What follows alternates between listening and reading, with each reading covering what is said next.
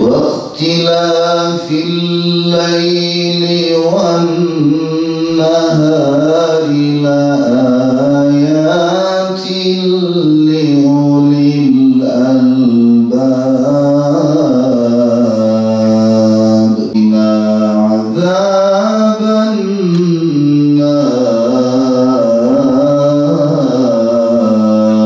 Kıymetli idare amirleri, partilerimizin kıymetli temsilcileri sahneye davet ediyorum.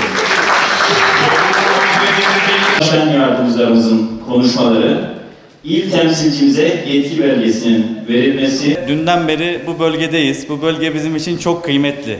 Şimdi burada görüyoruz ki o kadar kıymetli çalışmalar var. Yani çok güzel bir gençlik geliyor. Bu çalışmalar sayesinde inşallah.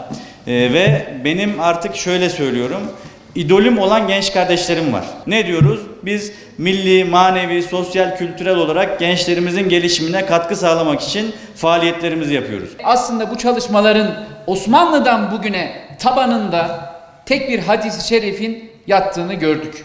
Ve biz de o hadis-i şerifteki müjdeye mazhar olabilmenin yarışıyla işte Mardin'deydik. Bundan birkaç gün önce Nahçıvan'daydık. Bundan birkaç gün önce yine Mersin, Adana oradaki kamplarımızdaydık. Bizler Rabbim Allah deyip yürüyeveren bir neslin, bir sahabenin ve bir liderin evlatlarıyız.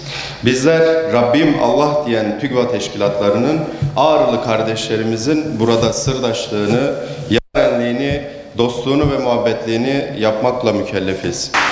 Yine ülke temsilcilerimiz Güçlü teşkilat hedeflerine ulaşmak için görevi devam ettirdiğim Ağrı ilinde ulaşılmamış tek bir genç kalmayana dek